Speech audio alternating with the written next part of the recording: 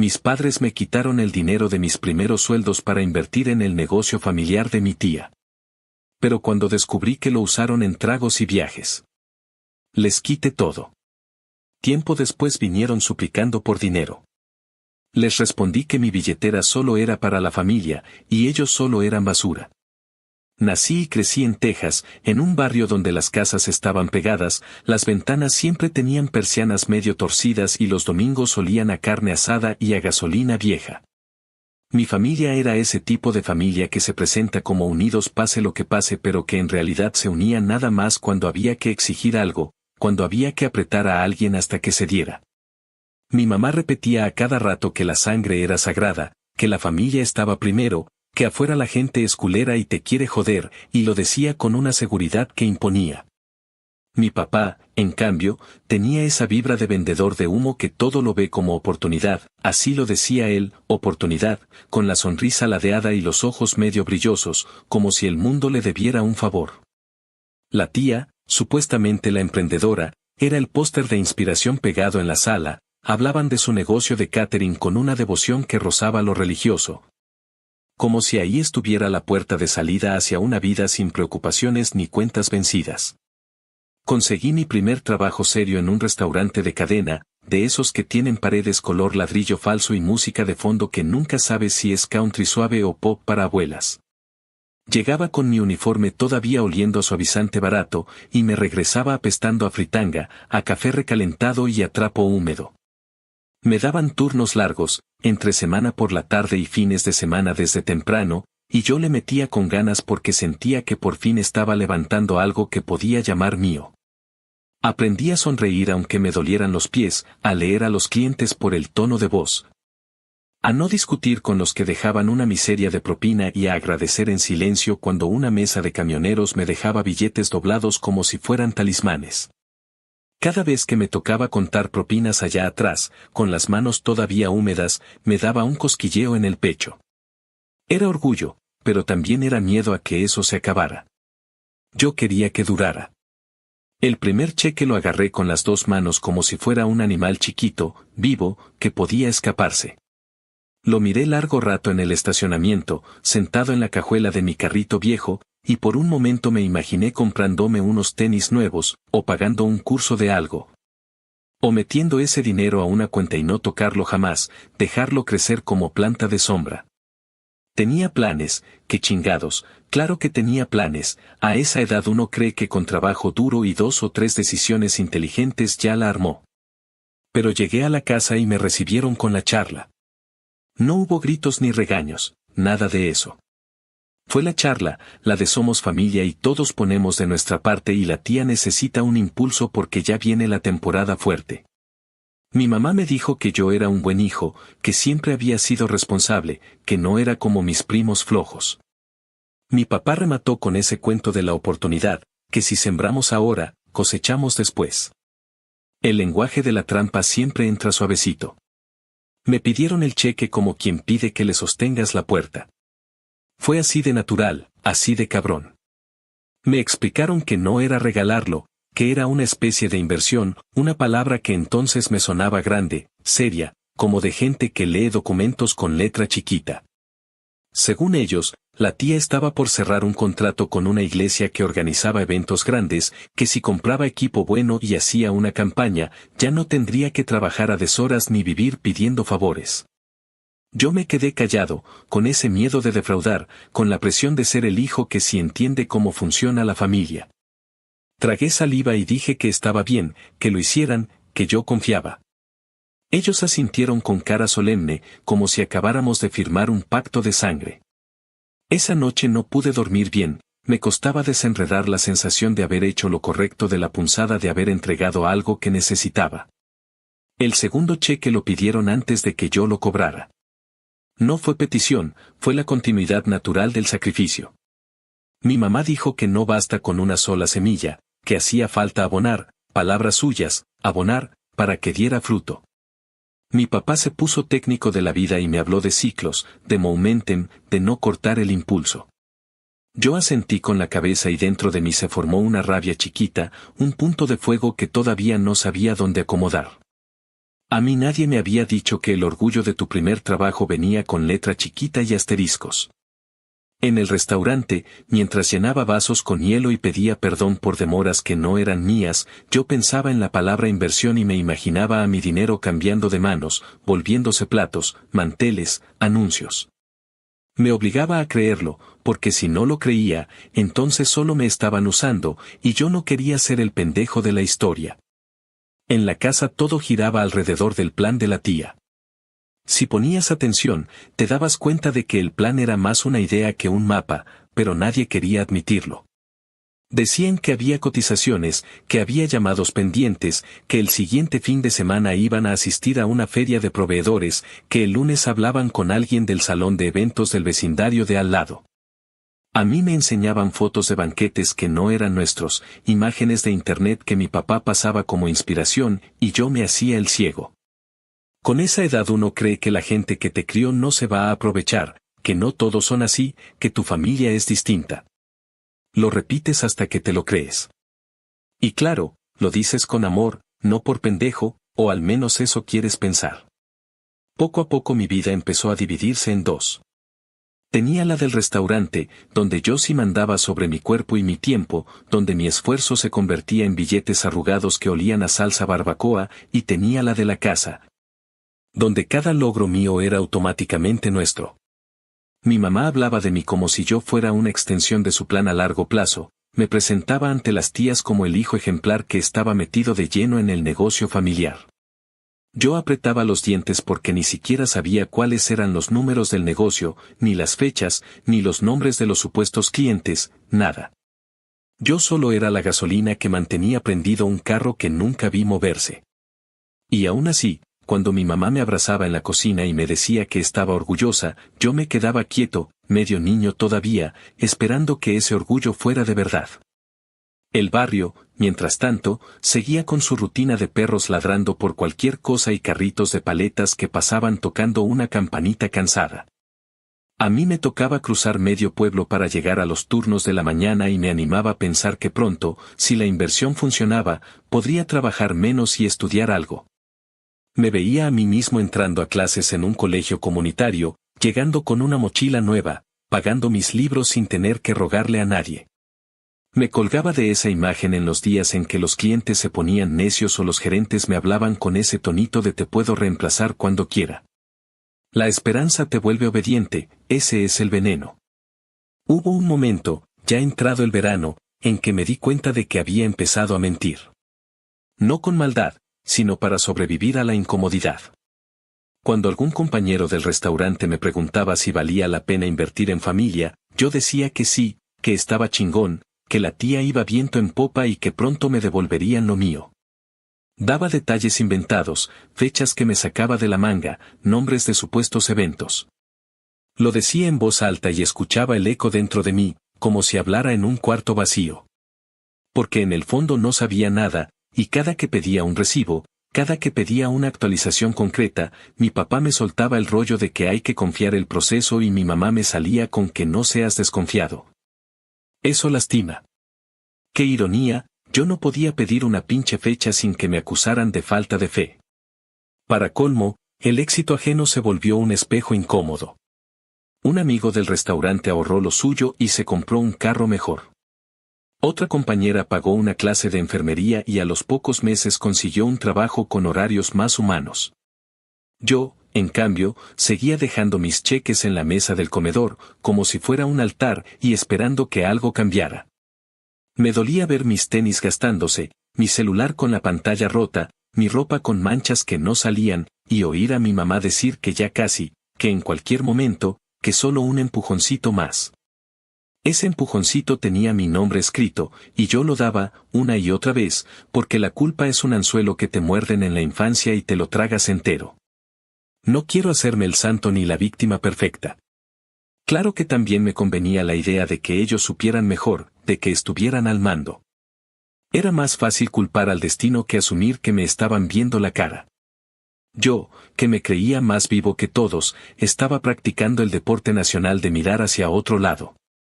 Me aferré a las palabras bonitas, a los discursos de domingo en la tarde, a la promesa de que algún día la tía me devolvería el doble, el triple, o lo que fuera. Me repetía que así funciona en Estados Unidos, que la gente invierte y luego todo se acomoda, que hay riesgo, claro, pero que quien no arriesga no gana.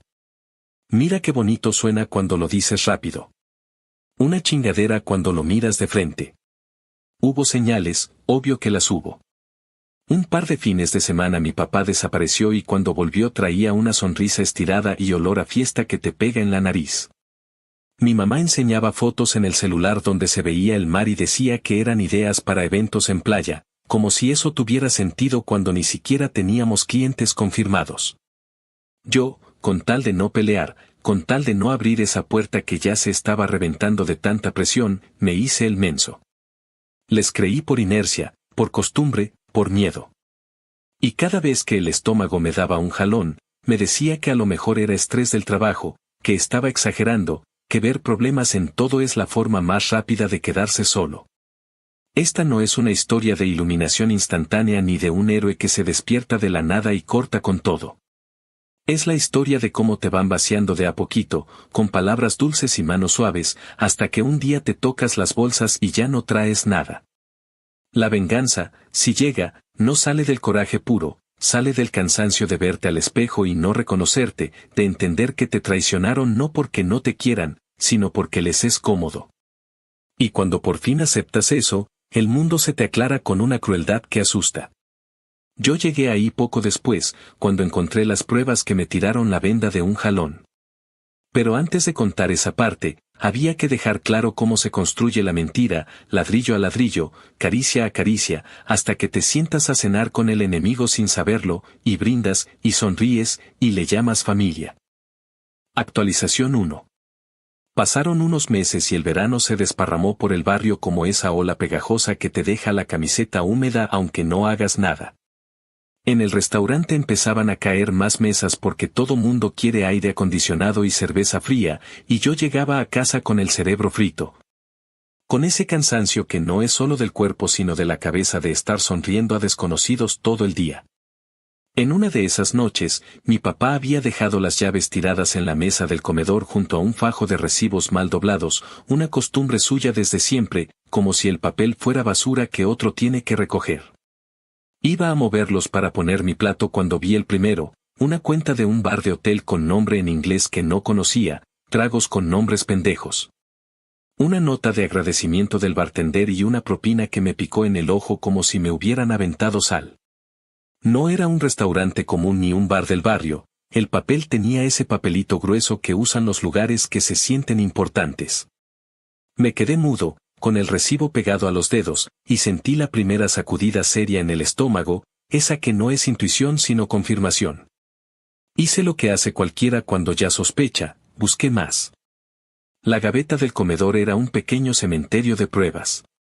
Había pulseras de esas que te ponen en los resorts, con el plástico todavía oliente a bloqueador, boletos de avión que no estaban a nombre de la tía ni de ningún cliente, sino de mis papás.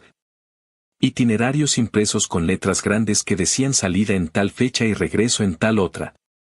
Y una postal medio cursi con una playa y una nota que decía que el clima había estado perfecto y que el buffet de mariscos era de no mames.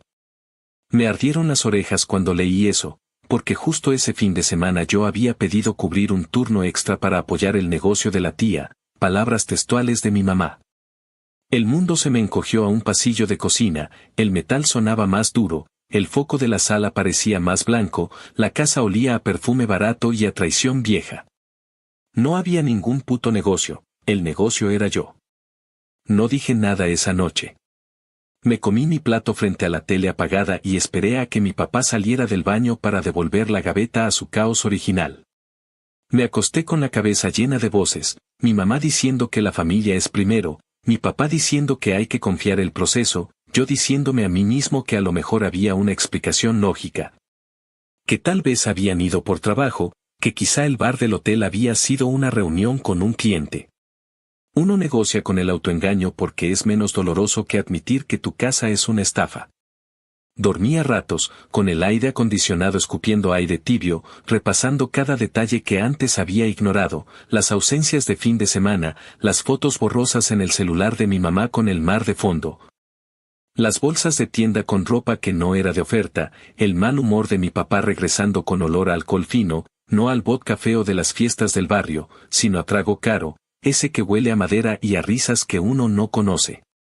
Al día siguiente en el restaurante me temblaron las manos al contar propinas y nadie se dio cuenta porque todo mundo anda en lo suyo, pero yo sentí que se me caía la cara de vergüenza con cada billete. Saqué el celular en el descanso y abrí la red social donde mi mamá solo posteaba fotos de celebraciones familiares y recetas de cocina robadas. Ahí estaban, fotos del mar, de un bar con luces azules, de una mesa con botellas gordas y copas de balón. Había un pie de foto que decía algo como recargar energías para la temporada que viene, con un corazón ridículo. Me comí una rabia silenciosa que me raspó la garganta. Ya no era suposición, era un puto álbum de evidencias posando con filtro bonito. En ese instante se me rompió algo que no hace ruido, como cuando se truena un hilo por dentro. Y fui al baño del personal, me encerré, me vi en el espejo y me dije que no iba a dar un solo cheque más, que esa era la última vez que me veía la cara de pendejo a mí mismo. No soy idiota, no llegué a la casa a hacer un show. Me tragué las ganas de gritar porque aprendí que cuando la otra parte miente con esa facilidad, lo peor que puedes darle es el espectáculo para que lo usen en tu contra. Salí del restaurante directo a una sucursal de una cooperativa de crédito a la que un compañero me había recomendado y abrí una cuenta a mi nombre, con depósito directo, con la opción de que los estados de cuenta fueran al correo y no al buzón de la casa. Lo del apartado postal vino después, cuando me cayó el 20 de que no quería ni una carta bancaria en esa dirección. Le dije al gerente del restaurante que había tenido un problema con el banco y que necesitaba cambiar la información del depósito, no metió preguntas. Me dio un formulario y lo llené con una precisión que solo se logra cuando la rabia te organiza la cabeza. Decidí que a partir de ese día mis propinas no iban a dormir ni una noche en la casa, las metí en un sobre dentro de mi mochila. Y esa misma semana compré una cajita metálica con llave que escondí en un compartimento del closet del cuartito donde guardábamos la aspiradora. No era un plan de película, pero era suficiente para empezar a cortar la manguera por la que se me iba la vida. Hice inventario de mis cosas con ojos de mudanza sin decir la palabra mudanza. Clasifiqué mentalmente lo que valía la pena cargar y lo que no, la ropa de trabajo, la chamarra que me había regalado un compañero, un par de libros que rescaté de un mercadito, la vieja laptop que funcionaba cuando quería. Un edredón que olía a detergente y casa de mi mamá, una mezcla rara que me revolvía el estómago de solo pensarlo. En el teléfono guardé números de cuartos en renta de zonas donde no me daba miedo caminar de noche. Llamé a varios y escuché el mismo discurso de siempre, no mascotas, no fiestas, pago a tiempo, cocina compartida. Una señora mayor me dijo que tenía un estudio atrás de su casa, una cosa chiquita con una ventana que daba a un árbol y una estufa viejita. Fui a verlo una tarde diciendo en la casa que iba a cubrir un turno, y cuando entré al cuartito vi el sol pegando en la pared con esa luz amarilla que suaviza todo y supe que ese rincón de mundo era mío si lo quería. No era bonito ni estaba impecable, pero olía a lo que huele la independencia cuando todavía viene con miedo, a polvo viejo, a madera y a posibilidad. Regresé a casa y, como si fuera broma, me topé con mi mamá emocionada enseñándole a la tía unas fotos de supuestos centros de mesa para eventos corporativos. La tía sentía mecánicamente, como quien ya no puede con la farsa pero tampoco quiere prender el incendio. Mi mamá soltó el discurso que había dicho 1000 veces, que si seguimos igual de comprometidos el negocio iba a despegar, que yo era el motor, que ahora sí se iba a comprar una freidora industrial. Que si me aguantaba tantito más íbamos a ver el fruto del esfuerzo. Yo sentí que me hervía la nuca. Le pregunté con voz calmada que cuando iba a hacer el primer evento grande, que si ya había fecha, que si había contrato. Dijo que sí, que estaba por confirmarse, que no podía revelar detalles, que no fuera desconfiado. La tía, con los ojos rojos como de alguien que no ha dormido bien, dijo que ella estaba lista para trabajar cuando se necesitara y miró hacia abajo. El silencio se sintió como cuando la cocina del restaurante se queda sin extractor de aire, pesado, pegajoso, imposible de ignorar. No dije nada más. Aprendí ese día que hay conversaciones que solo sirven para que el otro te dé vueltas. Yo ya tenía mi respuesta, la vi en la bendita gaveta y en las fotos del mar. Los preparativos para irme fueron una especie de coreografía clandestina. Saqué ropa en bolsas de basura para donar, y en la noche las pasé al carro. Vendí un par de cosas en línea y cobré en efectivo. Me inventé 2 turnos dobles para justificar que no llegaba a dormir y aproveché para llevar un par de cajas más al estudio. Compré un colchón usado y lo subí con la ayuda de un vecino que no preguntó nada, a cambio le ofrecí una pizza que pagué con las propinas de la semana. El primer día que dormí allí, con el ventilador haciendo un ruido medio triste, me entró un miedo enorme de estar haciendo una locura y al mismo tiempo una paz que me aflojó los hombros. Me quedé mirando el techo largo rato, pensando que ese lugar no tenía recuerdos, ni voces ajenas, ni discursos de domingo. Y me dormí con esa sonrisa rara de quien sabe que la cagué por mucho tiempo pero que al fin volteó el volante. El día que oficialmente dejé la casa de mis papás no fue cinematográfico. No hubo maletas enormes ni gritos en el porche. Fue una mañana cualquiera. Mi papá se había ido temprano y mi mamá estaba revisando cupones en la mesa del comedor. Me acerqué y le dije que me iba a vivir solo, que ya había firmado el contrato, que iba a pasar por mis cosas y que me llevaba lo mío. Puso cara de quien no entiende el chiste y luego se le torció la boca como cuando está a punto de llorar, pero en vez de lágrimas se le salió veneno. Dijo que cómo podía hacerles eso, que después de todo lo que habían invertido en mí yo le salía con esa patada, que la familia no se abandona. Le respondí con calma que la familia no roba, que la familia no usa, que la familia no se va de vacaciones con el dinero que no es suyo y luego te mira a los ojos como si fueras un cajero automático con piernas. Me pidió pruebas, con ese tono altanero. Le dije que no necesitaba recitarle la lista, que ellos sabían exactamente lo que habían hecho. Dijo que si me iba no volviera, que me atuviera a las consecuencias.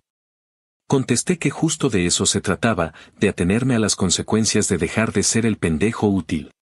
No grité. No había por qué. La llamada de mi papá llegó en la tarde, cuando yo ya tenía mis cosas apiladas en el estudio, con la ventana abierta dejando entrar aire caliente y el olor a césped recién cortado de la casa de la señora. No le contesté la primera. A la segunda sí. Empezó con esa voz de vendedor que se sabe descubierto pero quiere venderte la idea de que el engaño era parte del plan. Dijo que estaba exagerando, que había muchas cosas que yo no entendía, que el viaje había sido de trabajo, que las botellas eran cortesía, que a veces uno tiene que moverse entre gente con dinero para conseguir contratos. Le dije que qué conveniente que todo lo que parecía joda de lujo ahora resultaba herramienta de negocios. Se enojó, subió el tono y soltó la carta de siempre, que sin ellos yo no sería nada, que me habían criado, que la comida no se paga sola, que los hijos tienen obligaciones. Sentí como me temblaban las manos, pero la voz me salió firme. Le dije que yo también tenía una obligación conmigo, y que desde ese día mi obligación era no permitir que me siguieran viendo la cara. Dijo que me iba a arrepentir, que la vida da vueltas. Le respondí que ojalá diera vueltas rápido para que él pudiera ver desde otro ángulo lo que es que te roben a plena luz del día. Esa noche, ya solo, me preparé una cena triste pero mía, pan tostado, huevos revueltos, café recalentado. Me supo a libertad barata, a independencia con descuento, y sin embargo me supo a gloria. Abrí la cajita metálica, conté los billetes con calma, y me prometí que de ese dinero no salía un puto centavo para limpiar los desmadres de nadie. Pegué en la pared una hoja con una lista de prioridades que escribí a mano: pagar la renta a tiempo, ahorrar lo que se pudiera, no volver a dejar que la culpa me arrastre, mantener distancia. No puse fechas exactas ni cantidades porque conocía mi tendencia a obsesionarme, puse frases simples que se me pudieran quedar en la cabeza cuando la nostalgia o la duda vinieran a tocar. Y vinieron, claro que vinieron, sobre todo los domingos, pero cada vez duraban menos. Con el tiempo corto que te da trabajar y sobrevivir, conseguí un segundo uniforme para no tener que lavar corriendo. Cambié suelas a mis tenis en una zapatería de barrio para aguantar un poco más y actualicé mi currículum en línea para aplicar a trabajos con mejor pago por hora y menos teatro. Fue en una de esas aplicaciones que me llamaron de una empresa de construcción que necesitaba gente que no se rajara con el calor y no se robara herramientas. Fui a la entrevista con la camisa planchada a lo güey, sin saber la mitad de los nombres de lo que me iban a pedir, y me salió bien porque cuando la vida te ha pateado lo suficiente, estás listo para cargar bultos y callarte la boca sin que el orgullo te mate. Me dieron la oportunidad de prueba y el primer día que me amarré el casco sentí que por fin estaba haciendo algo que me podría mover de sitio, no solo a nivel de dinero, sino de columna vertebral. Cuando mi mamá llamó otra vez, ya instalada la rutina de mi nueva vida, no fue para preguntar si estaba bien, sino para avisarme con un tonito dulce que se venía algo grande y que si quería aprovechar la ola era momento de reincorporarme al plan familiar. Tragué saliva y le pregunté sin rodeos qué contrato, con quién, qué fecha, cuántas personas, cuánto se iba a invertir, cuánto y cómo me iban a regresar lo que ya había metido. Tuvo respuesta para todo menos para lo importante, se atoró en vaguedades, en ya te explicaremos, en no seas desconfiado, y a mí me explotó por dentro una risa amarga. Le dije que no, que ya no, que se acabó, que mi dinero dormía en un lugar donde nadie con pulseras de resort podía meter mano. Me dijo que la familia no abandona en la orilla. Le contesté que la familia no te empuja al agua para ver si aprendes a nadar mientras ellos toman tragos en la orilla. Colgó con un suspiro teatral.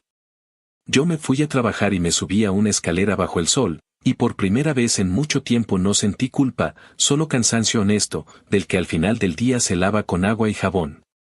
Así empezó mi venganza, sin fuegos artificiales ni manifestos, sino con la simple decisión de quitarles la llave del grifo. Para otros puede sonar a poco, para mí fue todo.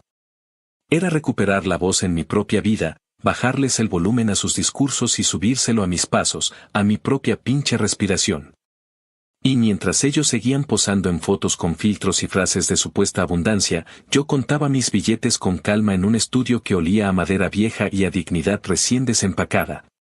Y me repetía como oración que uno no escoge como lo crían, pero sí escoge cómo se sale de ahí. Actualización 2. Pasó algo más de un año y la vida se me acomodó en una rutina que olía a madera cortada, sudor seco y café barato en termos abollados. La cuadrilla de construcción me adoptó a su manera, con bromas pesadas al principio y con paciencia cuando veían que no me rajaba, que aprendía mirando y que no me iba a esconder en la sombra cada vez que el sol se ponía bravo. Me levantaba antes de que amaneciera, me bañaba con agua que a esa hora salía helada por capricho. Me ponía una camisa de manga larga que ya tenía manchas que no salían y unos guantes que se habían moldado a mi mano como si fueran parte de mí. En el estudio dejaba la cama extendida como prueba de que ya no me debía a nadie. Agarraba la mochila con una caja de comida preparada la noche anterior y manejaba por calles todavía medio vacías hasta llegar a los sitios donde los jefes ladraban órdenes sin mirarte a los ojos y los trabajadores nos comunicábamos con cabeceos, señas y maldiciones. Aprendí a cargar madera sin joderme la espalda, a medir sin pelearme con la cinta, a poner paneles de yeso sin dejar bordes feos y a no discutir por estupideces, porque allá arriba, en un andamio, lo único que importa es que el cabrón de al lado no te suelte. Cada viernes me caía el depósito y ese día, aunque llegaba molido, me daba tiempo de pasar por el supermercado de la esquina, comprar lo justo y dejar una parte guardada en una cuenta que nadie más veía. Como si estuviera alimentando un animalito tímido que un día iba a crecer y sacarme de apuros. Con el primer invierno ya pasado y el calor otra vez pegado a la piel, me animé a comprar un carro usado que un vecino de la señora que me rentaba quería sacar de su cochera. Era un sedán viejito con el asiento del conductor hundido y un radio que hacía ruido si le subías mucho, pero el motor arrancaba a la primera y no tiraba humo.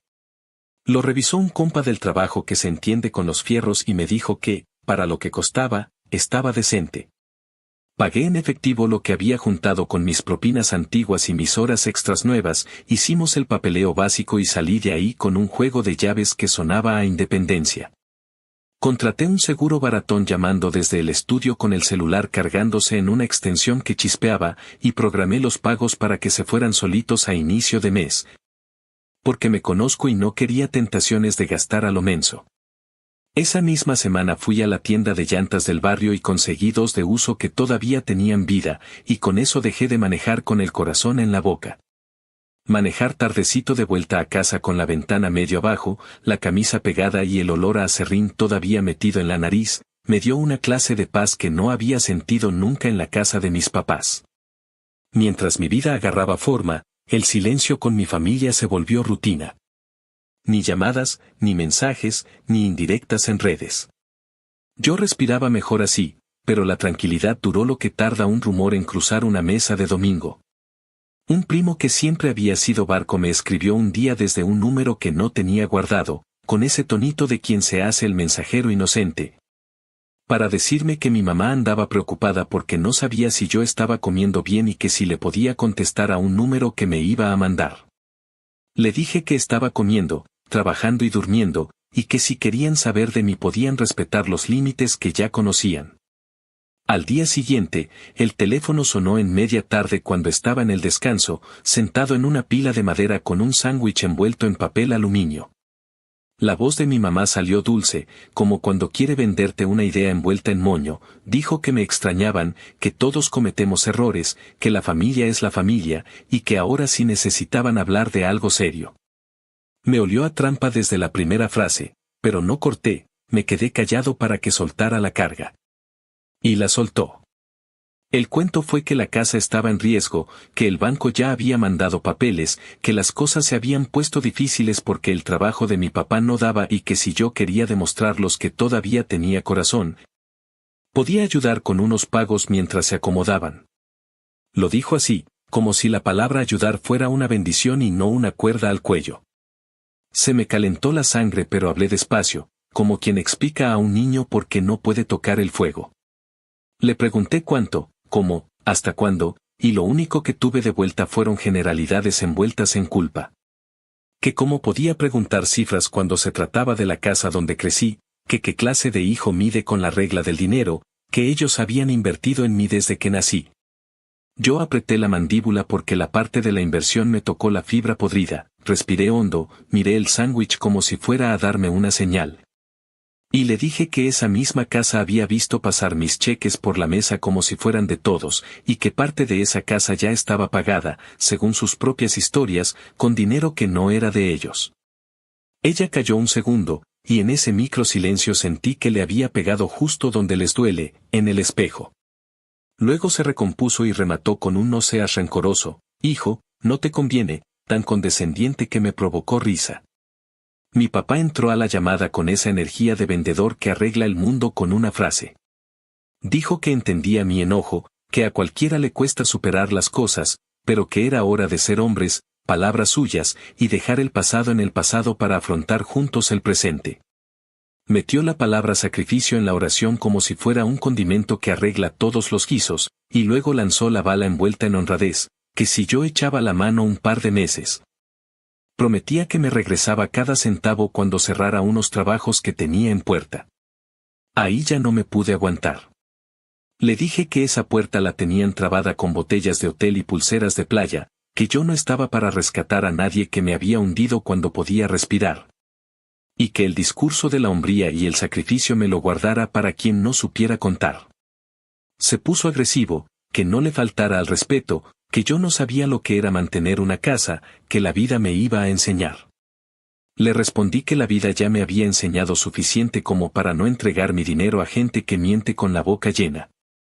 Se sintió el golpe en el silencio que vino después, ese silencio que no es paz, es reconocimiento de que la jugada no le salió.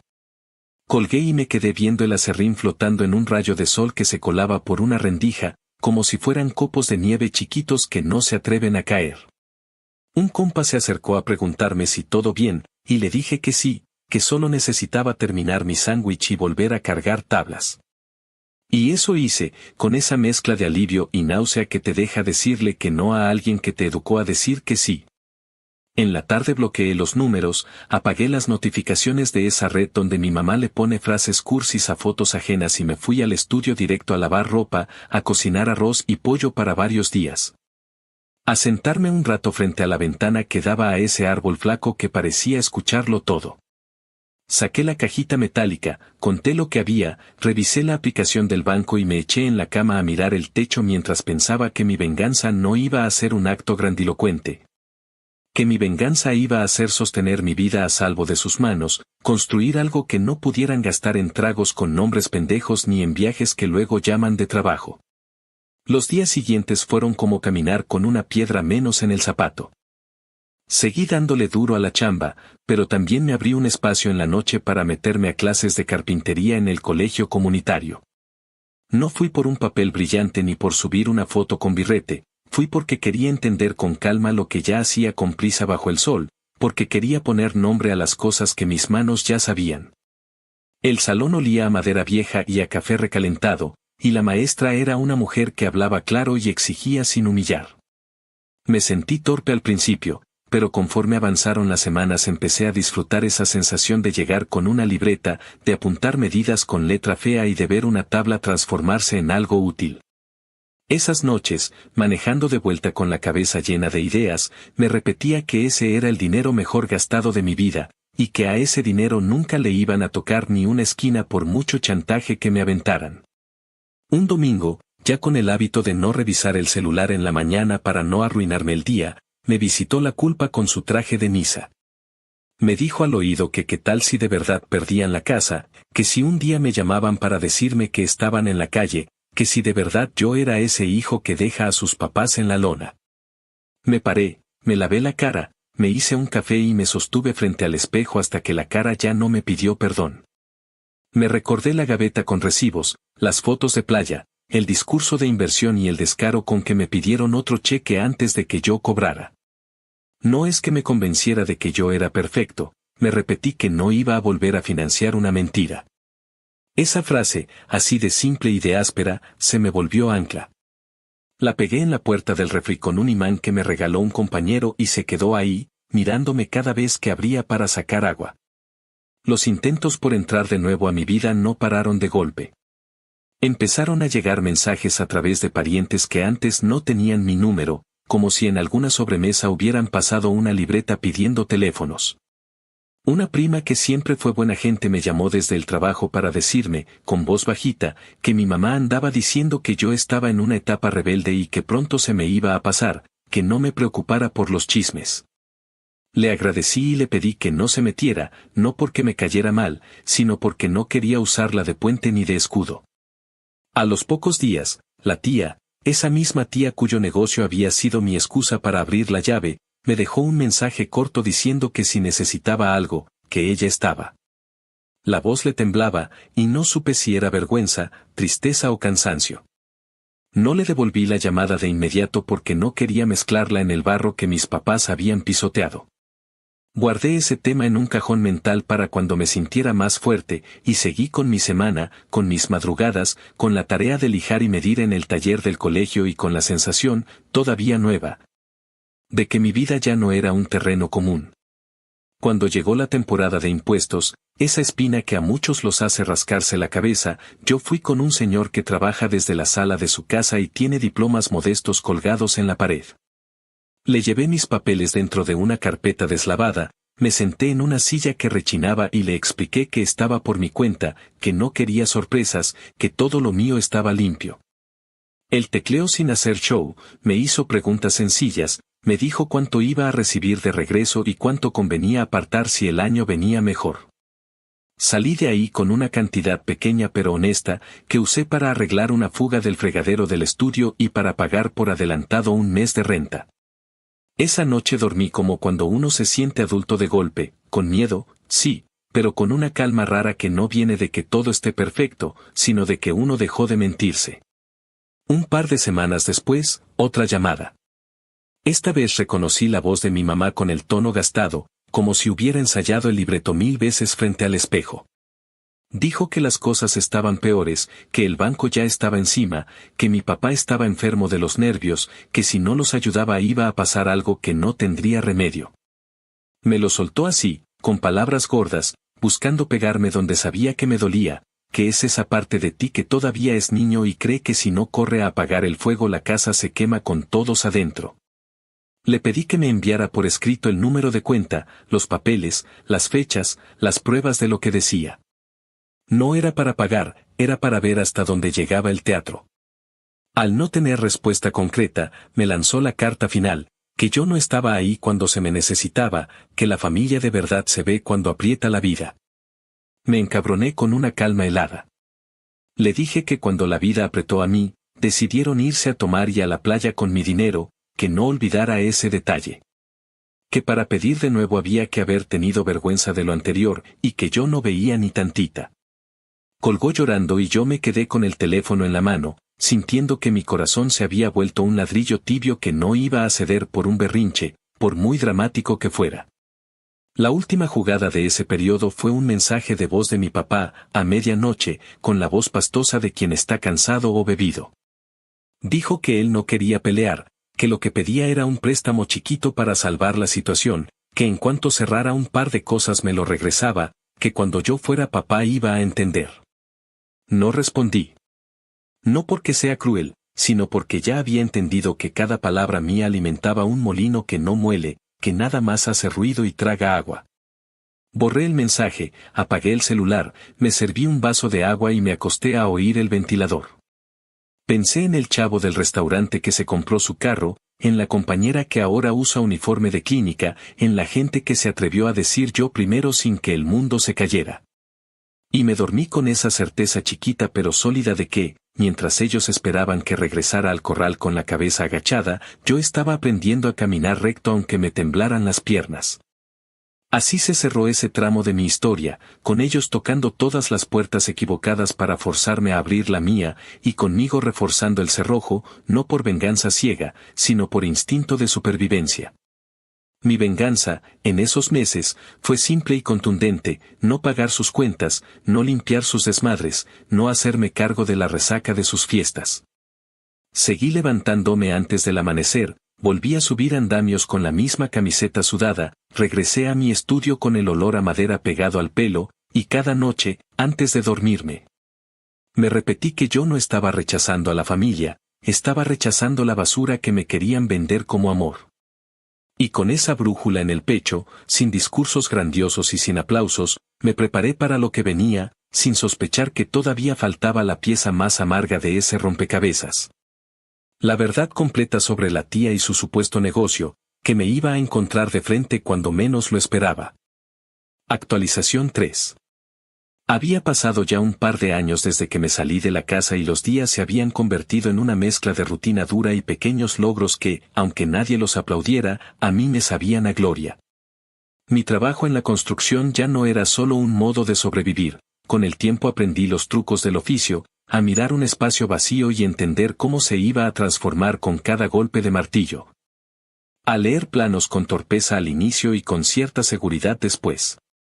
Ganaba lo suficiente para no estar con el agua al cuello, tenía un carro que arrancaba todos los días y un estudio donde cada objeto era mío y no de alguien más.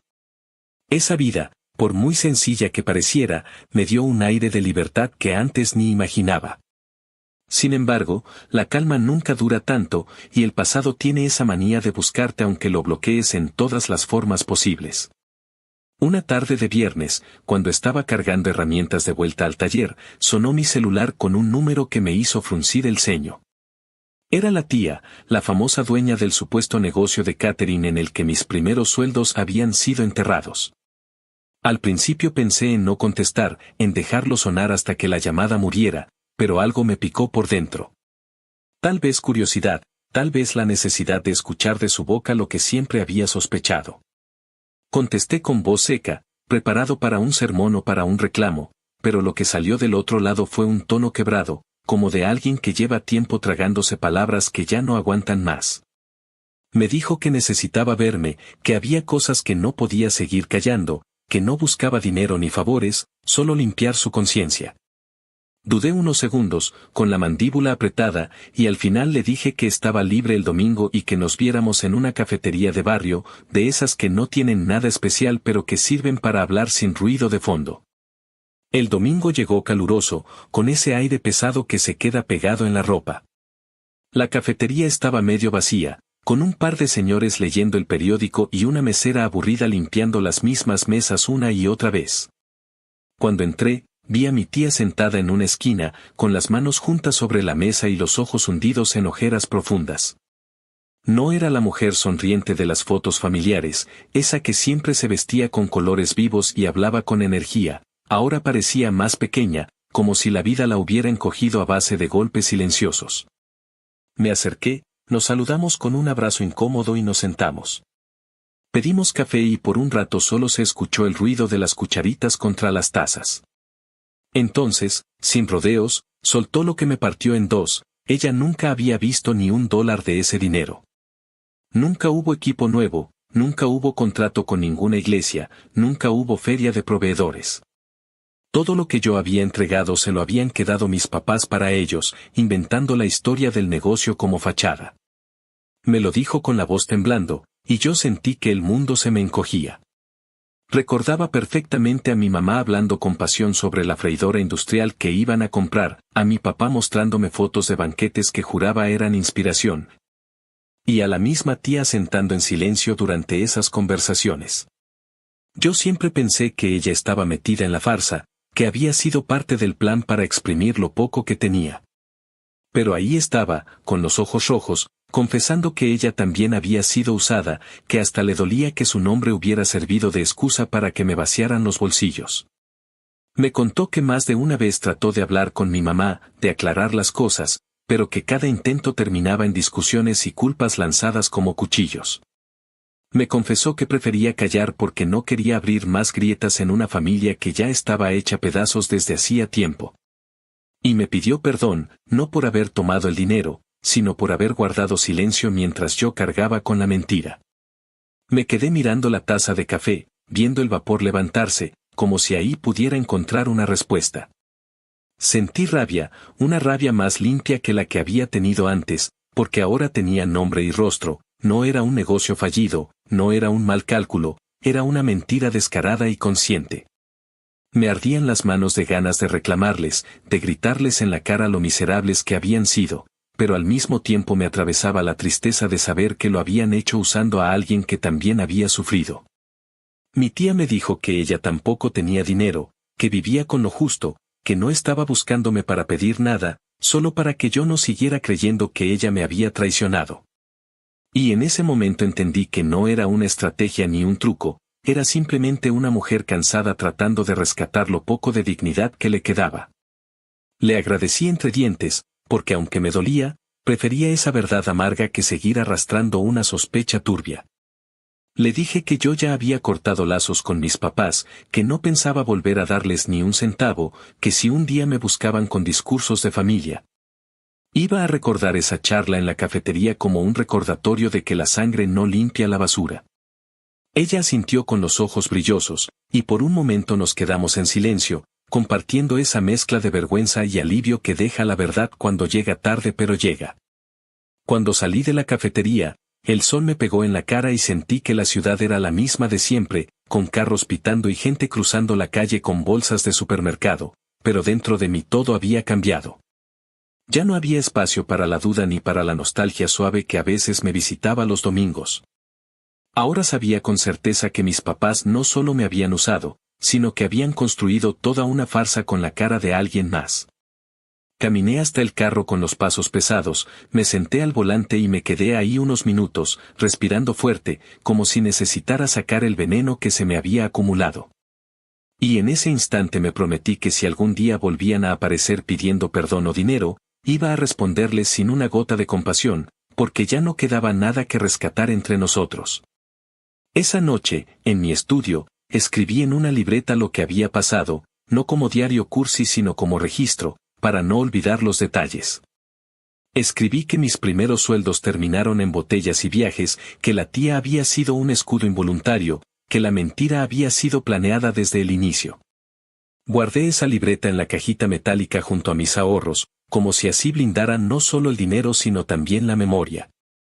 Cociné arroz con frijoles, puse un disco viejo y me dejé caer en la cama mirando el techo. Y aunque la rabia me seguía quemando, también sentí una claridad rara, La certeza de que había sobrevivido a su manipulación y que ahora tenía la historia completa, aunque fuera dolorosa. Esa claridad fue el combustible que necesitaba para seguir construyendo mi vida, lejos de ellos, con cada tabla que cargaba, con cada dólar que guardaba. Con cada paso que me alejaba de esa casa que ya no tenía nada que ver conmigo. Actualización 4.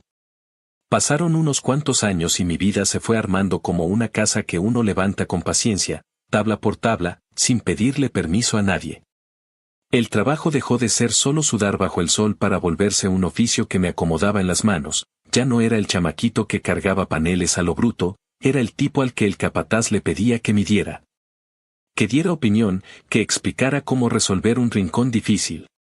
Con las clases nocturnas de carpintería agarré confianza, dejé de tenerle miedo a ciertos cortes y a ciertos materiales, aprendí a leer mejor los planos. Y sobre todo aprendí a escuchar a los clientes sin tragarme sus caprichos. Los fines de semana empecé a agarrar chambitas por fuera, poner puertas, arreglar cercas, cambiar gabinetes. Los primeros encargos salieron de boca en boca, una vecina me recomendó con su hermana, el portero de un edificio me habló para componerle un closet a una maestra, y así, sin hacer ruido, las cosas se fueron moviendo. Me compré una camioneta usada con la caja ya rayada, le mandé poner mi nombre y un número en la puerta con pintura decente, hice un montón de tarjetas baratas que dejé en lavanderías y tienditas del barrio. Y me puse un objetivo que repetía como oración, trabajar limpio, cobrar claro y no mezclar mi vida con la porquería de antes. Conocí a dos cuates de la obra que resultaron ser oro puro para el jale, uno sabía electricidad básica y el otro tenía un pulso de santo para el azulejo. Los invité a trabajar conmigo en las chambas de fin de semana y armamos una dinámica que no tenía ciencia pero sí respeto, llegábamos temprano, tomábamos café malo, repartíamos tareas. Parábamos a mediodía a comer tacos, limpiábamos al final como si la casa fuera nuestra y cobrábamos lo convenido con un papelito firmado que no era un contrato de película pero servía para que nadie se hiciera pendejo. Aprendí a pedir una parte por adelantado, a no arrancar nada sin ese respaldo, a mandar fotos del avance para que el cliente viera que no estaba pagando humo y a decir que no cuando algo olía a bronca. Compré herramientas en casa de empeño, otras en la tienda grandota de materiales cuando había descuentos, y poco a poco llené la camioneta con lo necesario para no andar pidiendo prestado. Me equivoqué un par de veces, claro. Me di mal un pedazo de encimera y me comí el costo sin lloriquear, a un señor le volé un marco por apurarme y tuve que rehacerlo entero. Pero esas cagadas me enseñaron a cobrar mi tiempo y a no morder más de lo que podía masticar. Con esa disciplina de hormiga fui juntando y cuidando cada dólar como si fuera el último. Pagaba a tiempo, no me atrasaba con la renta del estudio, arreglé mi crédito con paciencia de carpintero, sin trucos, dejando que los meses hicieran su chamba. Un día, casi de sorpresa, me di cuenta de que tenía lo suficiente para soñar con una casa pequeña, no un palacio, no la foto de revista. Una casita honesta con un patio donde pudiera dejar la camioneta sin que me la remolcaran, con una sala donde el olor a madera pudiera quedarse sin pelear con olores ajenos. Me metí a ver listados, fui a ver casas que olían a perro mojado, otras que tenían alfombras pegajosas, otras que se caían a pedazos disfrazadas de baratas. Al final encontré una en una calle tranquila con árboles flacos y buzones torcidos, una viejita de una planta con techo medio cansado, cocina pasada de moda. Baño de azulejo verde feo y un patio con hierba rala y una barda que pedía ayuda. No era bonita, pero me habló en un idioma que sí entendí, arréglame, cúrame, y te doy paz. Hice el trámite con un préstamo de esos pensados para quien compra por primera vez, me presenté a firmar con camisa planchada a lo bruto, me comí una galleta vieja de la oficina donde firmamos. Y salí con las llaves en la mano sintiendo que traía un animalito nervioso que iba a aprender mi nombre. Las primeras semanas en esa casa fueron una mezcla de cansancio dulce y felicidad bruta que no se explica, dormía en un colchón tirado en el piso, con el olor a pintura fresca pegándose a la nariz. Me bañaba en una regadera que al principio solo daba agua templada si le rogabas, cocinaba en una estufa que chirriaba como tren viejo, y aún así cada ruido era mío, cada chispa, cada sombra. Pinté paredes enteras a la luz de una lámpara barata, cambié tiradores de gabinetes, reparé un tramo de piso que sonaba como si estuviera pisando un acordeón. Sembré un poquito de zacate en el patio con la fe tonta de que agarrara, y colgué una sola foto en la sala, no por decorarla, sino para decirme esto existe. Hubo noches de viento en las que me quedé en silencio nomás para escuchar cómo respiraba la casa, con sus crujidos viejos y sus secretos, y me prometí que ahí adentro no iba a entrar la culpa, ni la manipulación, ni los discursos de domingo con los que me habían comido la cabeza. Con la casa agarrando forma y el trabajo estable, me animé a registrar el nombre con el que ya me conocían los vecinos, nada que sonara a empresa gigante. Solo un nombre sencillo que cabía en la puerta de la camioneta y en la tarjeta. Empecé a meterme a trabajos de remodelación completa de cocinas pequeñas, de esas donde hay que hacer malabares con espacio y paciencia. A una enfermera le dejé la cocina lista antes de que regresara de su turno de noche y cuando abrió la puerta y vio los gabinetes derechos y las puertas cerrando bonito. Se le humedecieron los ojos y a mí se me aflojó algo en el pecho porque entendí que mi chamba podía regalarle descanso a alguien. Ella me recomendó con 2 compañeras, y en cadena llegaron más llamadas. Armé un calendario en una libreta, a la antigua, con las semanas distribuidas, y cada vez que cerraba un trato asentía solo, como quien escucha una canción que por fin suena afinada. Y claro, porque la vida no te deja disfrutar sin preguntar si ya aprendiste de verdad, cuando ya me sentía firme aparecieron ellos. No fue un mensaje tibio ni una carta con disculpas, fue un golpe en la puerta un sábado al mediodía, justo cuando yo estaba colgando un mueble en la pared de la sala. Abrí pensando que era el vecino que me iba a pedir una escalera y me encontré a mis papás parados en el porche, con esa mezcla de pena y soberbia que ya conocía de memoria. Mi mamá estaba más delgada, con el cabello recogido sin ganas, los ojos hinchados como de poca dormida y nada de agua. Mi papá traía esa sonrisa de vendedor que ya no le quedaba bien, colgándole. Y un portafolios barato que no tenía nada que ver con él. Me dijeron que si podían pasar, que teníamos que hablar, que no querían problemas, que venían en paz. Me quedé parado, con la cinta métrica todavía colgada del cinturón, y les dije que podíamos hablar ahí, que la sala era mía y no quería que se llevaran ni un gramo de esa energía adentro, así, sin adornos. Se miraron entre ellos con una incomodidad que casi me supo a justicia. Mi mamá arrancó con lo de siempre pero con tono bajado, como si por fin le pesara el teatro. Me dijo que las cosas se habían puesto muy feas, que a mi papá lo habían corrido de un trabajo temporal, que ella había tenido un susto con la salud y que los gastos no perdonan, que la renta, que las medicinas, que el carro, que los recibos. Metió frases de telenovela, que la vida cobra, que los hijos son el espejo de los padres, que Dios aprieta pero no ahorca, y yo la escuché con una calma que no sabía que tenía. Mi papá, muy en su papel, dijo que ya había pasado mucho tiempo, que todos nos equivocamos, que lo importante era la familia, que si yo soltaba un poco la mano, solo un poco, en lo que ellos se acomodaban, que me juraba que me pagaba, que tenía unos negocios que iban a dar. Dijo negocios y a mí se me cruzó todo, no pude evitarlo, vi pulseras de resort, vi botellas gordas con luces azules, vi un buffet de mariscos que me supo a bilis. No levanté la voz, no hice escena, no le di esa gasolina vieja. Les conté, con palabras claras, sin insultos todavía, lo que yo había vivido en estos años, no para conmoverlos, sino para dejar establecido que esta casa y esta vida no les debían nada.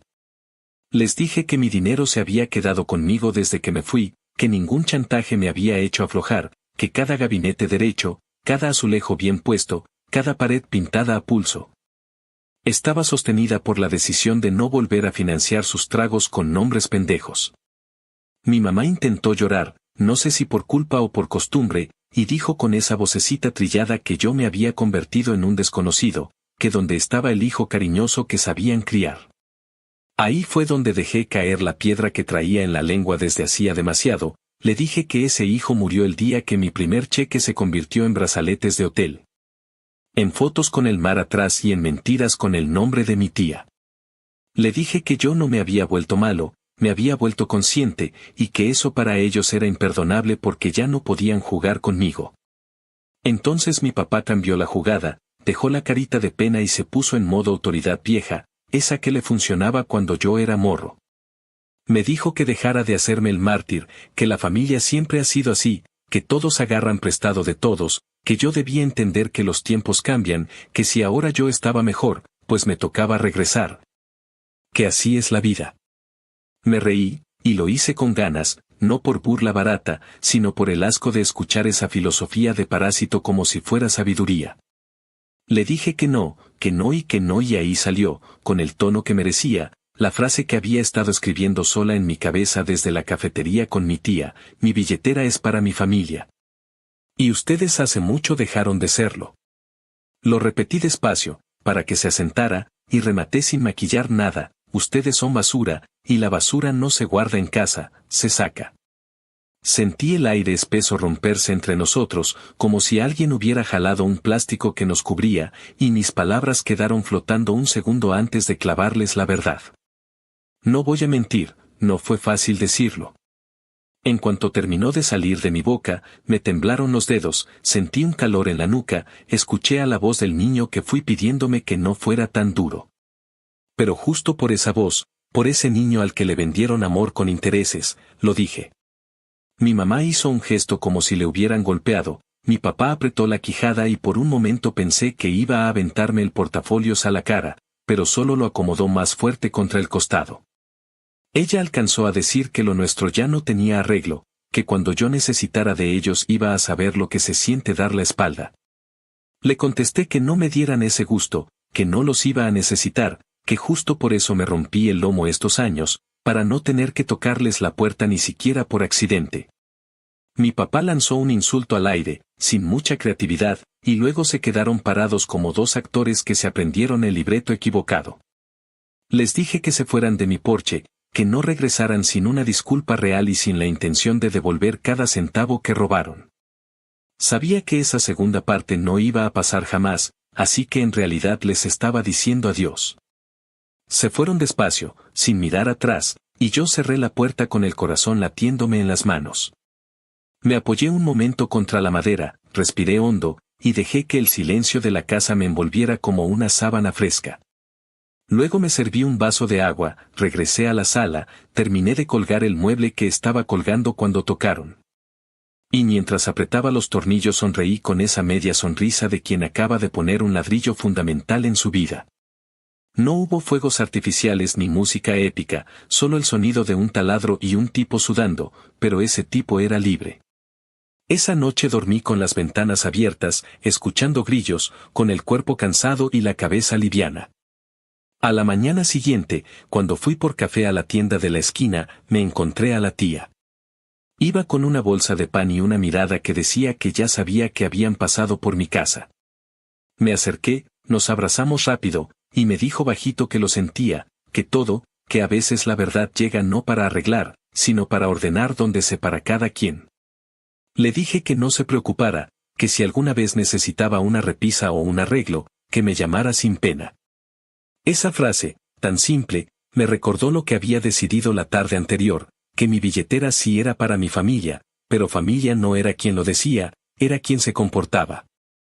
Ayudé a mi compa electricista con la terapia de su hijo sin hacer ruido, le arreglé la cocina a una señora mayor cobrando menos de lo normal, invité tacos a mis muchachos cuando cerramos una obra difícil.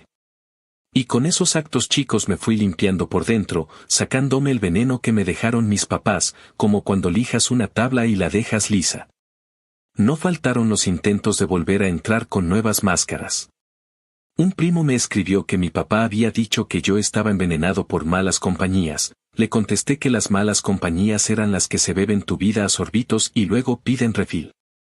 Mi mamá dejó un mensaje diciendo que soñó conmigo de niño y que Dios le había dicho que me perdonara. Borré el mensaje y seguí instalando una encimera, porque Dios no paga facturas ni devuelve ahorros. Cambié el cerrojo de la puerta, más por ritual que por miedo. Instalé una cámara barata apuntando al porche y seguí con mi agenda de trabajo como si nada. En los ratos muertos me sentaba en el patio, miraba el pasto agarrando poquito a poco, y pensaba en lo raro que es el alivio cuando se mezcla con duelo, lloras por lo que murió. Pero respiras agradecido porque deja de lastimar. Hubo un último intento, semanas después, casi cómico si no fuera triste. Llegó una carta doblada en tres, escrita a mano con esa caligrafía de mi mamá que yo reconocería aunque me taparan los ojos. Pedía perdón con palabras pesadas, decía que todos somos humanos, que a veces uno se equivoca por querer demasiado, que si había una posibilidad de empezar de cero. Acompañaba la carta una lista de pagos, ni siquiera lo entendí, parecían cuentas de bodega mezcladas con recetas. Me quedé mirando ese papel y supe que el perdón que me pedían no era un acto limpio, era una llave. Querían abrir de nuevo la caja donde guardo mi paz y mis ahorros. Rompí la carta con calma, la eché a la basura y saqué la bolsa al contenedor con una satisfacción que no era odio, era higiene. Porque uno no guarda basura por nostalgia, uno saca la bolsa y deja la casa respirando. Cuando regresé, la luz de la tarde se colaba por la ventana de la sala y pintaba de dorado el mueble que había colgado el día de la visita. Me senté en el piso, apoyé la espalda en la pared y dejé que la casa me hablara con sus pequeños ruidos. Pensé en la primera vez que conté propinas con las manos temblando en el restaurante, en el recibo del bar de hotel, en las pulseras de resort que me miraron como si fueran brazaletes de mi propia estupidez. Pensé en la cafetería con mi tía, en el café que se enfriaba mientras ella me decía la verdad con la voz quebrada. Pensé en los tacos con mis muchachos, en los gabinetes cerrando parejo, en la encimera lamiendo la luz de la tarde. Y entendí que la venganza que me había prometido no era una bomba, era una casa en silencio que nadie me podía quitar. Mi billetera para mi familia, mi casa para mi paz, mi vida para mí. Lo demás, al contenedor, como la carta. Y antes de que se hiciera de noche, salí al porche, le eché agua al pasto que empezaba a sobrevivir al sol, y sonreí con la tranquilidad sucia y honesta de quien ya no le debe nada a nadie. Actualización final. El tiempo pasó como pasa cuando uno se dedica a trabajar y a construir sin mirar atrás, rápido y lento a la vez, con días que parecen interminables y años que se te escapan de las manos sin darte cuenta. Ya no era el chavo que cargaba tablas a ciegas, ni el muchacho que dormía en un colchón tirado en un estudio diminuto, ya estaba en otra etapa, con una casa que poco a poco fui puliendo, con un negocio que se sostenía solo. Con clientes que confiaban en mí y que me recomendaban sin que yo tuviera que estar rogando. Tenía 25 años y una sensación de estabilidad que no conocía, esa tranquilidad rara que se siente cuando sabes que si mañana se rompe algo en tu vida, tienes con qué repararlo sin depender de nadie. Mi rutina estaba llena de trabajo, de cuentas claras, de proyectos que me mantenían ocupado, pero también de una calma interior que antes me parecía imposible. Había aprendido a diferenciar el cansancio bueno, ese que te deja el cuerpo molido después de un día productivo, del cansancio malo, el que te devora por dentro cuando estás alimentando las mentiras de otros. Con esa base sólida me di permiso de abrir un espacio que durante mucho tiempo había cerrado, el de compartir mi vida. Conocí a alguien en un encargo, una clienta que había pedido una remodelación en su cocina y que terminó convirtiéndose en algo mucho más que un nombre en una libreta de trabajo. Al principio fueron pláticas casuales sobre materiales, sobre colores, sobre cómo acomodar el espacio para que la cocina no se sintiera ahogada. Después, con la confianza que da la repetición, se volvieron conversaciones más largas, de esas que se extienden cuando el café se enfría y ya no importa. Descubrí en ella una paciencia que yo necesitaba y una forma de mirar que me hacía sentir que no tenía que estar a la defensiva. Con el tiempo empezamos a vernos fuera del trabajo, a caminar por barrios donde las luces no daban miedo, a reírnos de cosas pequeñas, a hablar de planes que no dependían de nadie más. No fue una decisión rápida ni un salto impulsivo, fue un proceso lento, como se curan las maderas, como se seca una pintura bien hecha. Un día me di cuenta de que tenía una pareja, y lo acepté con la misma seriedad con la que acepto un contrato de obra, con la idea clara de que si se hace bien. Ese compromiso me llevó a pensar más allá de mí mismo. Empezamos a planear un futuro juntos, no como esas fantasías vacías que alguna vez escuché en la boca de mis papás, sino con pasos concretos, ahorrar para viajes modestos, organizar cuentas. Hablar de hijos no como una obligación sino como una posibilidad lejana y pensada. Cada conversación era un recordatorio de que la familia no se define por quienes comparten tu sangre, sino por quienes comparten tu vida con respeto, con esfuerzo y con honestidad. Y cada vez que escuchaba a alguien hablar de lo que significa ser familia, me hervía un poco la sangre porque sabía de primera mano que la palabra se puede manosear hasta quedar hueca. Yo ya no la usaba a la ligera. Para mí, familia eran los que estaban dispuestos a cargar contigo sin robarte el aire. En medio de esa construcción personal, un primo me buscó con la noticia que terminó de cerrar el círculo. Me dijo que mis papás habían perdido la casa, que el banco la había embargado después de meses de advertencias ignoradas. Que ahora vivían en un departamento pequeño y feo en un barrio que yo conocía por ser barato y peligroso. Lo dijo con un tono extraño, como esperando que me quebrara o que me mostrara compasión. Me quedé callado un rato, sintiendo una mezcla rara. No fue alegría, porque ver caer a quienes te criaron nunca es motivo de fiesta, pero tampoco fue tristeza, porque ellos mismos habían cavado ese hoyo con cada mentira. Con cada trago pagado con dinero ajeno, con cada viaje disfrazado de sacrificio. Fue más bien una confirmación, un eco de lo que ya sabía, que la vida, tarde o temprano, te cobra con intereses las cuentas que te niegas a ver. No los busqué, no pregunté más. No me interesaba saber cómo acomodaban su nueva vida, ni qué excusas habían inventado para justificarse, ni a quién más estaban exprimiendo para sobrevivir. Ya no formaban parte de mi historia, al menos no de la que estaba escribiendo en ese momento. Yo ya no cargaba con la culpa de no ayudarlos, porque entendí que ayudar a quien solo sabe destruir no es nobleza, es suicidio lento. Mi ayuda estaba reservada para quienes de verdad la merecían, mis amigos que me habían tendido la mano cuando no tenía nada, mi pareja que caminaba conmigo sin pedir atajos. Mis clientes que confiaban en que les iba a dejar su casa mejor de lo que estaba. Ellos eran mi familia, y a ellos sí les daba sin miedo. A veces, en noches tranquilas, cuando me quedaba solo en el patio con una cerveza después de un día pesado. Pensaba en ese chamaco de 18 años que entregó sus primeros cheques creyendo que estaba sembrando futuro en tierra fértil. Lo veía sentado en la mesa del comedor de la vieja casa, tragándose el discurso de que la familia era lo primero, convencido de que esa inversión iba a regresar multiplicada. Y me daban ganas de abrazarlo, de decirle que no se culpara por confiar, que no era pendejo por creer, que lo pendejo era que quienes debían cuidarlo eligieran usarlo.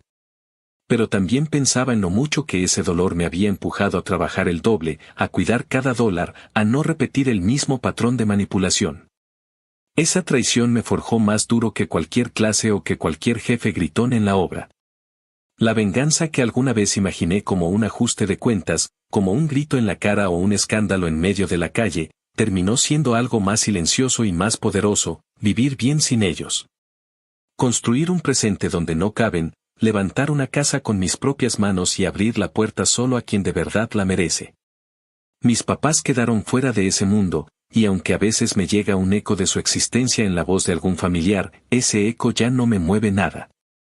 Es como oír un ruido lejano en la calle, sabes que está ahí, pero no cambia tu vida. Hoy, con mi negocio funcionando, con una casa que respira conmigo, con una pareja con la que camino sin miedo, puedo decir sin temblar que mi billetera solo es para mi familia, y mi familia no son ellos. Ellos son la basura que tuve que sacar para que la casa no apestara. No me alegra que estén mal, pero tampoco me duele. No deseo su desgracia, pero tampoco voy a salvarlos. Porque entendí que la verdadera venganza no es verlos arruinados, sino no dejar que su ruina me arrastre. Y en cada gabinete que instalo, en cada azulejo que pongo derecho, en cada risa que comparto con quienes sí me quieren bien, confirmo que mi vida ya no les pertenece, que por fin es mía. Y que jamás volveré a dejarla en manos de quienes la trataron como si fuera dinero para un viaje más.